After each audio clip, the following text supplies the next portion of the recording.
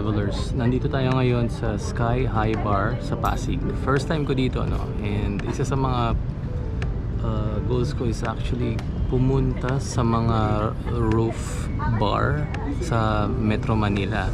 And ito yung pangatlong bar na napuntahan ko na, no? So far, it's Saturday today and hindi naman siya masyado matao. And ito nga pala yung in-order ko, yung Angus burger nila. Yan, Angus burger. And what's very cool about this is meron sila nito. Ayan, so pag tinap ko yan, nagiging puti siya. And then kapag tinap ko ulit yan, mamatay siya. Tap ulit, sa pan-tap. And then there you go, meron kang orange. And then ito, kumuha kami ng cocktail. Yan yung sa akin. And then the other one is mango. Meron pa kami isa yung pizza. And ayan si Juby. Kasama ko, picture. Alright.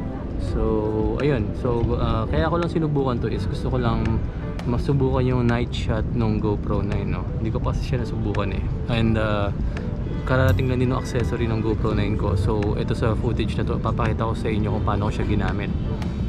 So, ayan. Maliit lang yung tripod niya. And, magaganda yung angle na pwede mong kunin.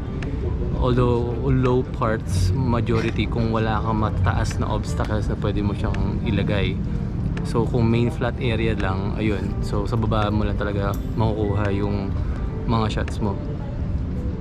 So alright, so ayan, try ko muna yung food nila, kain muna ako, and hopefully you enjoy this review.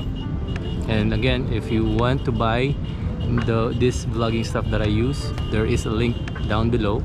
Pwede mo i-click and buy at my shop. Ano pang hinihintay mo?